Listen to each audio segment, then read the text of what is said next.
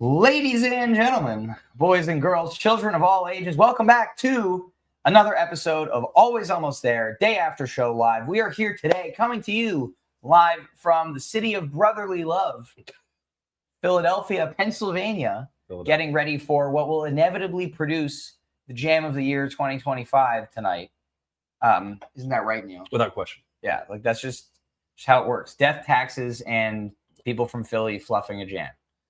Although there's nobody I know from Philly. It just so happens the Jam of the Year gets played here. But other than Josh. We know Josh the intern. We know an RJ. Oh, yeah, that several guy. other people from Philly that you know. Yeah, I've heard of him. So aside from the people that Neil knows from Philly, he doesn't really know people from Philly. That's where we're at today. I know two people from Philly. Well, whatever. Okay. That's besides the point. But we're here today to talk about last night's show in Richmond, the second to last headline show. Okay, Lucas. Oh, Lucas. Why aren't you here right now, Lucas? Anyway, before we get started, of course, we only have a couple pods left, but we are still, of course, very excited to be partnered with Hannah Kait, a.k.a. the Cacao Girls, for this fall tour.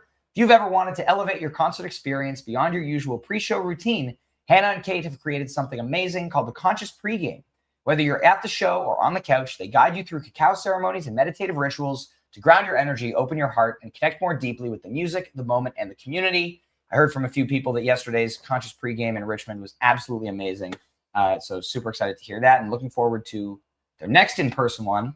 But for now, you can go to hannahandkait.com and use code AATPOD for 15% off any purchases over $25, at-home kits, get ready for couch tour, etc. I would take a Torero Jam of the Year tonight. Yeah. I would take any Torero. Looks like some people did the Conscious Pregame. Was it yesterday? Yesterday. That's what I just said, yeah. Yeah, yesterday. Yeah, we had a few friends who were there. Looks like Ian was there. It was great. There you go. In the chat. Yeah. Amazing. Well, Neil, how are you feeling about last night's show overall? I don't know, man. I'd say it takes a while for thoughts to gather. I know you've got some very, very serious thoughts. Yay. I've got some highs in this show, and there are lows in this show, and some of the lows are highs, and some of the highs are weirdly lows, and I don't even really know what to say. It's a weird show, and I think that it's fitting with the trend of what this tour has been, which is like weirdly inconsistent. The song rotation, like what they've been playing, has been super weird. Like we're seeing covers pop up again and songs in weird rotation, yet we haven't, like, Mr. Action hasn't been played even. Like it's what's weird is it's almost like Goose is like a bar band right now, and they're trying to capture people's attention, and they're going out there and they're playing zippy covers that'll get you dancing and feeling good, and they're playing the hits. They're trying to bring everybody in. Some of the hits. They're not playing all of the hits. Well, and then that is perplexing. Only some of the hits. Yeah. Yeah. But let's start off with last night. We had a nice 5-pack of openers. I Would Die For You, Royal, Hot Love, Flow Down, then Yeti Kicks Yeti. But the first 4 songs here, I Would Die For You, I really like as an opener. I was excited here. This is the first time it's opened a show. And I think it was a great way to get started. People love it. Sauce. It was great. You're wearing a Prince shirt. No sauce. I'm wearing the, oh, wait, it's mirrored. I'm wearing a Jam Prince of the shirt. Year.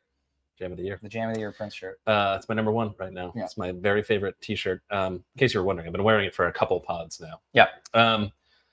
Yes, Prince rules. Sauceless Prince. So, like, that's kind of lame. Can't win them all. But the sauce would have been cool in this one. But it's always good. And what's funny is last night I was like preparing to drive down to Philly, which is an astronomically long drive. I found again today, even though I already knew that.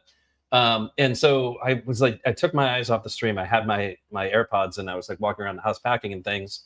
And then all of a sudden I hear I Would Die For You. And I was like, I missed a song. Like, there's something going wrong? Like, or am I listening to something that I shouldn't be? Like, I put on the wrong stream or something?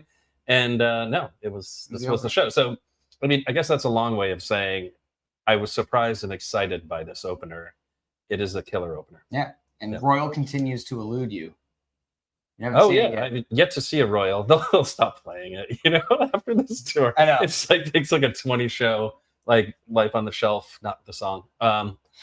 And there's only so much that you can take, Neil, before you give it all away. Yeah, it's true. Well, yeah, this was great, and I mean, yeah, and Hot Love, Flow Down. It's like it's a first set, and they're playing first set songs.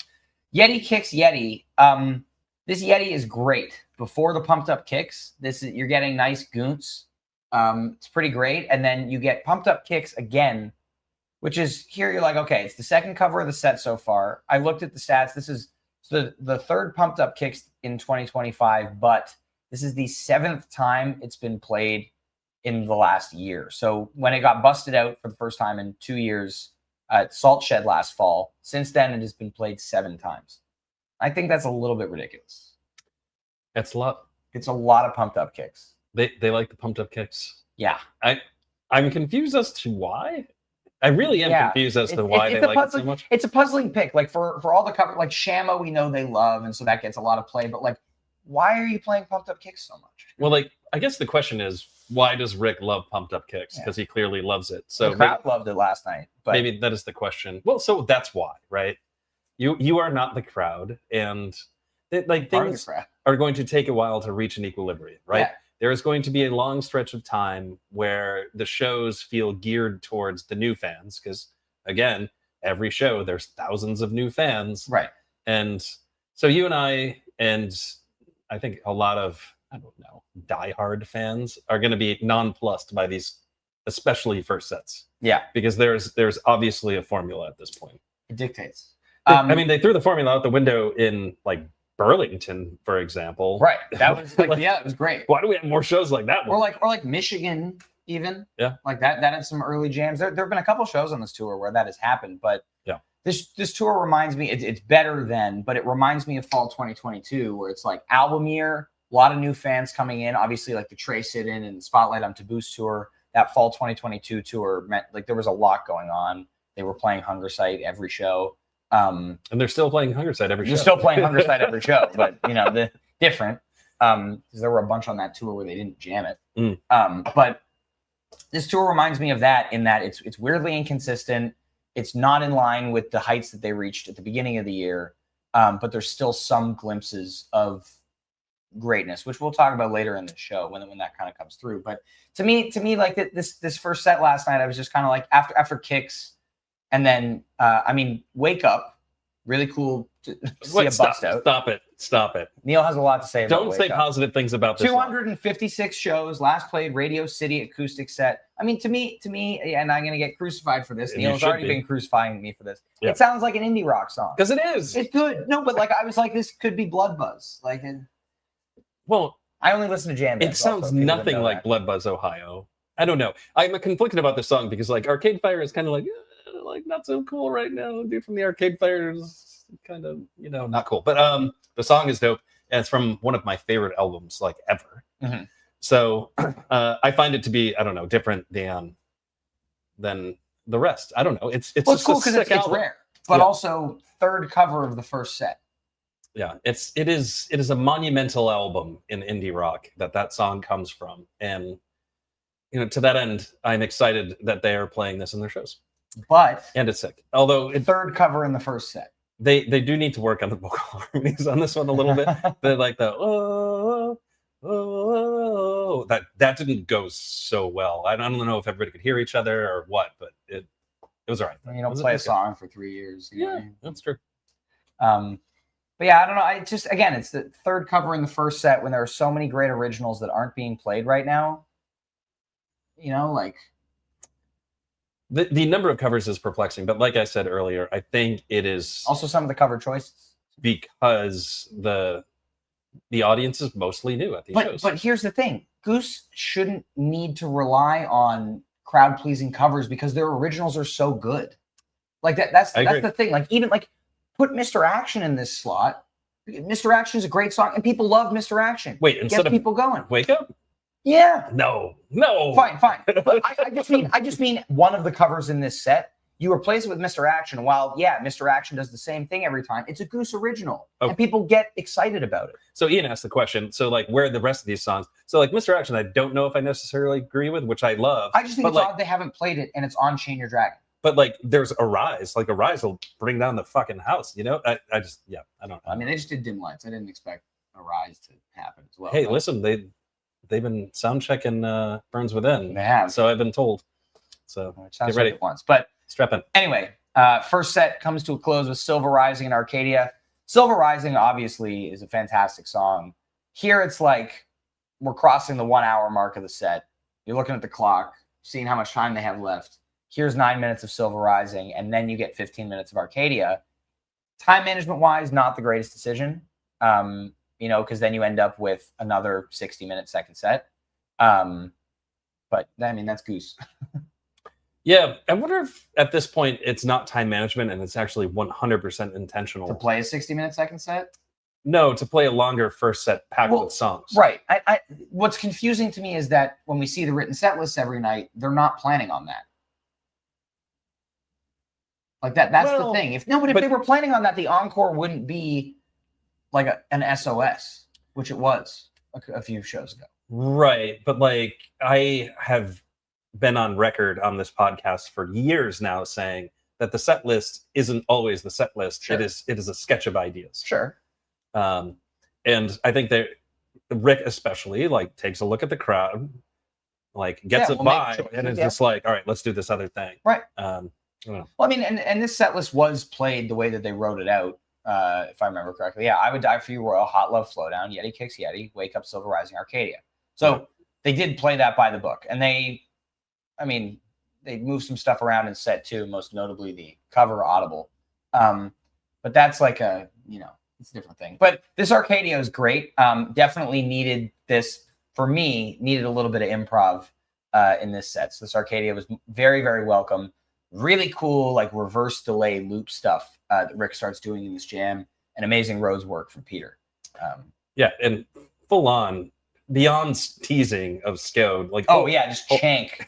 Whole quotes of Chank off of Forget a Go-Go, which is Rick loves Chank.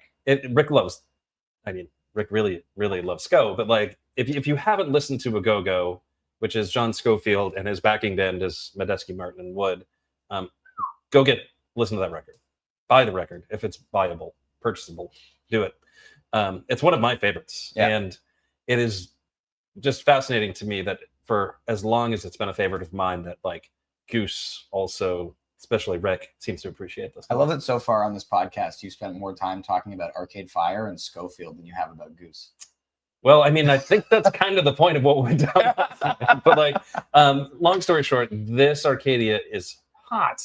Yeah, and it is. I mean, some songs are well known for the jamming in it, and some songs are well known for just how absurdly well executed they were.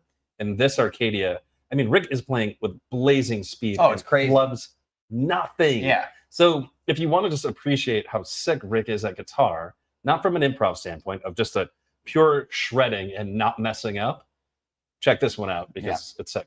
Yep, very, very good. And I mean, it's Arcadia. Like, it's gonna bring the house down every single time. I want all Arcadias to feel like last night's Arcadia. I want all Arcadias to feel like the 20-minute ones that they played in February. Yeah, also true. We'll get there. This is at least not a 8-minute encore version. So second set here, we get another set built around a diptych, which we see sometimes, and I feel like with the way the time management goes, when a set has a diptych in it, the diptych is pretty much the set. You'll get like another song before or in the middle, maybe. You get both here, but we get So Ready to kick things off. Kind of not exactly what you're looking for, and I was kind of thinking like, okay, like we're gonna set the table here. They're gonna do like a Thatch or a Factory or something like, So Ready is gonna bring up the energy, and then you're gonna drop the hammer on some jam that's coming after. And they started Born. I was kind of like, okay, like maybe they're gonna jam this, but no, it's still unjammed since the Masonic. Yeah, at that point I knew the diptych was coming because Hunger Sight had to be played last night because it wasn't gonna be played tonight. I mean, Tumble also had to be played last night, but they didn't. I mean, it was, well, I mean, they could play it in either show because they played it last time they were out in Virginia, and then also last time they were here in Philly, obviously, because it was the jam of the year when they were in Charlottesville. So Tumble may or may not come tonight, but in any case, Hunger Sight Tumble tonight. Hunger Sight. Maybe they play slow Tumble tonight. They're going to play the Man Tumble. I said, by the way, it would be really funny if they played a better Man Tumble tonight. Slow Tumble would be sick, actually. That's one of my chases. Where was I? Lost my train of thought. Hunger Sight absolutely needed to be played last night. So when they played Born, I was like, aha, Born in the second set, and you know what's coming. So that was cool. I was excited about that. And so like I wasn't particularly upset about the fact that they ripped it right out of Bourne, because I just knew it was coming. Well, the So Ready was the thing that you could be more, I guess, constructive about. Like, again, limited amount of time, and 12 minutes is being devoted to So Ready in the second set. You know what's really funny is I never do this, and I know you and Jive do it, where you're like, if we took this, we put it here, we put that here, then it's just like a better show. I was like listening to this show on my drive down here to Philly, and I was just like, if they just took that Arcadia and switched it with the So Ready, which would be the natural slot for the So Ready, which is end of the first set, and then the Arcadia to open the second set, all of a sudden the energy of the show changes. The entire first set is a throwaway at that point. Yes. But the second set gets better. Yeah, like significantly better. And I just thought that was a curious choice, because Arcadia would have fit better as a second set opener rather, and then So Ready would have fit better as a first set closer, because that's actually its natural slot. It's almost always where it gets played. Yeah. Yeah, I thought that was interesting. But in any case, yes, So Ready to start the set was a little disappointing. I know you were already upset because of the dearth of jams, and so when they played So Ready, I was like, I like jams. Oh shit, Ryan's gonna be upset. And of course Ryan was upset. Then they started Bourne, and I was also upset. But then the drip tick happens, and I think I have different thoughts on this than you. I think it's fantastic. I think it's very good. I think without Make the Move in here, it's better. I mean, the Make the Move is the musical highlight of the show. Right. But I think if you remove the Make the Move and you just keep jamming Hunger Sight, this whole show is different. Really? Because it's a fourth cover. It's the second Make the Move of the tour. It just feels like, why? Like it didn't really get a big reaction from the crowd. It was like they're just gonna play logins, and they were going in a really cool direction in that Hunger Sight at that point before they dropped it to Make the Move, and just felt super jarring and weird. And the place they get to at the end of the Make the Move, which we'll talk about in a second, is absolutely phenomenal. But the first the Hunger Sight, also, we were kind of talking, in our group chat, we were like, okay, we're going to get, 17, 18 minutes of Hunger Sight peak, whatever. And they did something different. To the band's credit, like for all the criticisms I have about last night, really, really happy to see them try something different with the beginning of the Hunger Sight jam. You slow it way down. You get this like beautiful melodic build. Reminded me kind of in the realm of Dragonfly a little bit, not obviously no teases of it, but kind of that slow, dense, psychedelic vibe to it, which I thought was really cool. And then you speed back up and you get into that typical Hunger Sight peak, and Rick does the thing where he bails on a piece of promising improv with the and goes back into the peak. Yeah. Some type gem. Yeah. You might say. A little bit. But nothing more to add there. I mean, it was good. It was, to that moment, the best playing of the night. Yes. Most adventurous. Yeah, not the best playing, actually. I think because Arcadia was incredible. Yeah, the best playing. Yeah. But the Hunger Sight at that point was the most adventurous part of the night. And then the Make the Move jam. I mean, the last few minutes of this Make the Move are fantastic. When they get all like moody and quiet, like, yes. Yeah, I see. You know what's funny is I don't have like track timings to look at yet. I think Make the Move was like 12 minutes. It's about 12. And the funny thing about Make the Move was like 18. It feels like it was like a momentary stop on the jam that was going on in Hunger Sight. They were like, all right, we're in the middle of the jam, and all of a sudden we found ourselves in Make the Move. So let's just sing it and move back into the jam. And that is kind of the vibe that I get, because they really do pick up where they left off in Hunger Sight after Make the Move. It is really perplexing why they played it, because it's like it's the second Make the Move of the tour. Why? You're in this this like really awesome space, and then you play like a silly cover. And it wasn't on the set list at all. It wasn't like, oh, like we're gonna play Loggins tonight. Like, no, they just decided to play Loggins in the middle of this jam. Yeah, which is weird. I don't know. But otherwise, I mean, they played the drip take. That's dope. Yeah, well, I mean, this drip field is phenomenal. This is like Goose hose right here. Like, just glorious. Yeah, people get upset. People are gonna get upset about everything I've said today. I don't care. But this is just pure hose from Rick right here. Just glorious peak jamming. And I've said, like, this year it's really stuck out to me. Every drip field, the groove that Cotter settles into when they start the jam, every single time It's so fluid. It's just and it has so much like oomph to it, but it's just it has this vibe that is so incredible. And it allows, I think, for some really cool work from the other three guys. But Cotter is really the driving force behind it. Of course, as always. It's Dripfield. As always. And yeah, man, it's so good as a show closer, set 2 closer. And I don't really have much to add other than I enjoyed the hell out of this. I mean, there was no groundbreaking Dripfield here. It was just good Dripfield. No, and I think that this is. I mean, it's an above average, I'd say, just in terms of it's 15 minutes or so, and it kind of goes outside just a normal Dripfield peak, and you get this kind of like glory thing, and then the Dripfield ending, which is always so great. Yep. Yeah, I mean, it's a great way to close the second set, and then finally, 726 comes back. Now it was, with gets results. I mean, I think everybody complaining about it on the internet maybe gets results. Yeah, but sure. We're not the only ones that have been clamoring for 726 to come back. But we also get the Lion Sleeps Tonight quotes. They sing the first verse over the 726 intro, which is pretty funny. Why? Like, it is for shits, because they started doing it. It's like, oh, they're going to play 726. And then they start singing The Lion Sleeps Tonight. And you're like, what the hell? And then they play 726. Like, Rick was just like in a mood last night. Like, just random shit. Like, well, because someone had posted a video of them sound checking The Lion Sleeps Tonight yesterday. Oh. And I was like, that's strange. Actually, Lucas had sent it to me. He was like at a brewery already. And he like sent it to me. He was like, I can't hear what song this is. The bar is loud. Like, what is this? And I listened. And I was like, The Lion Sleeps Tonight? What? No, so that's like, where what you're are getting your sound checks from. I see. Yeah, Lion Sleeps Tonight was actually my 8-pointer last night, which is unfortunate because they didn't actually play it. It was just quotes. Yeah. Well, you tried. You posted that on the set list. Hey, when you're on the fly and they do something like that, you just have to go. And I appreciate the rest of the committee for weighing in. And how many people messaged you and it was like, dude, no. Just you. Just me? Okay. Yeah.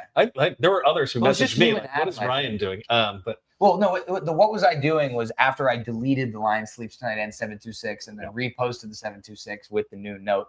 But I appreciate everybody for bearing with me while I figure out set list things. Shout out to Adam and Jeff as well on the committee for helping out. But this was fun, and I mean 726, man, 40-something shows. Is that right? It's like insane. 43 shows since the last 726. The last one was in Mexico, Neil's favorite show that he's ever been to. True. But like, may we never go 43 shows without a 726 again. Yeah, this song is so another thing. It's like they've played Pumped Up Kicks like 3 times since the last 726. Yep. They played Make the Move twice since the last 726. Yeah, well, I mean, that one should be a head scratcher. They play the ballads sparingly, and this is no different. Yeah, I just love this song so much. And I mean, this is, if you're gonna put a ballad in the encore, this is the one. This has been a great. I mean, its debut was an encore, a bingo tour, and it's been used in this slot many a time, and it is so good here. I saw the live debut, the live in front of people debut. Schwazy. 5 years ago yesterday. 5 years ago yesterday. That's where I was going with that. Thank you for picking up on that. Yeah, 5 years. That's wild. That is crazy that 2020 Goose was 5 years ago. That was my second Goose show. Yeah. Your gigantic head made an appearance. Its first appearance at that show. No. Wasn't it? No. My cardboard cutout head was Schwazy 2021. The other Schwazy. Yeah. Oh, in any case. Well, 2020. Oh, that's right. Yeah, you weren't even the thing yet. You were like 11. So, Schwazy was dope. In any case, 726. Amazing encore. Like, if you're going to do a slow song in the encore, let it be this is it. Yeah, and because it's just like, it also worked as a great come down from the drip, I think. Like the drip had such big energy and whatever. And 726 closes the show well, while it doesn't go huge. It's like that emotional send off that I think works so well. And man, I love this song. Excellent. So that's Richmond. Tonight, Neil. Tonight they're going to play Big Modern, and it's going to be awesome. Please play Big Modern tonight. Well, I mean, that's the thing, is there's no guarantee. There's so many songs on the table for tonight. It's like Big Modern, Thatch, Modern, Factory Fiction. Yes, and 2 of those are going to get played. not all four. And We'll see. or maybe none of them, because There's no way they play none of those four maybe tonight. one of them. But the point I'm trying to make is Goose has done a really good job the last two shows of taking the list of songs that appear to be the ones that they're going to play and play almost none of those songs. Yeah, Fantasy Goose has not been good. Yeah, so I've been, I monitor Fantasy Goose because I maintain the website, and I have been noticing people are just like crashing and burning all over the place. It's terrible. I've gotten like 7 points the last two shows. It's nuts because Goose is really playing atypical shows for them. Well, because there's not a lot. Like Dustin is due again. Dustin should be played yesterday and the day before that, and then also tonight. Yeah, it's just it's a weird rotation on this tour. Like Madalena, Give It Time, well overdue. Yep. I mean, it's been a week since Give It Time. I don't know. This tour is also weird because there were so many days off that it's like Charlotte was only like 3 shows ago or 4 shows ago, but it was a week. And it just feels like it's been so long since that show. Maybe it's because I've been on tour and it feels like being on tour will do a that really too. long time. But we're used to, like, in the past, Goose has had it, like, when they go on a fall tour, you'll get like 5 nights in a row. Like last year, you had like 2 nights in Montana, Seattle, Portland, 1 day off, Eugene, 1 day off, LA, Stanford. Like the schedule has historically been pretty packed. And so this is a weird tour for them because, and I think it also, the reason why this tour has been weird also is that they haven't really had an opportunity to build the same amount of momentum that they usually do. Like not playing a lot of nights in a row. Tonight is, I think the only time this tour where they're playing 3 nights in a row. Which, great. And, this is their last quote unquote normal Goose show until 2026, whenever that next show may be, because the rest of this year we have, obviously they're playing in Vegas tomorrow. They've got a 1-hour set, the Rise Festival. They've got Halloween, which is 2 sets, but it's still a festival. Got Goosemas, which obviously different rules. And that's it for the year. So this is their last show for their last just normal tour Goose show for a long time. So see what happens. We'll see. We'll see what happens. Well, we'll see you at the show tonight. We're going to head to the lot eventually. But it's going to be good. Excited to be back at the Man. Will Philly go for the 3-peat? We will find out. I, for one, would be happy if they played the Jam of the Year tonight.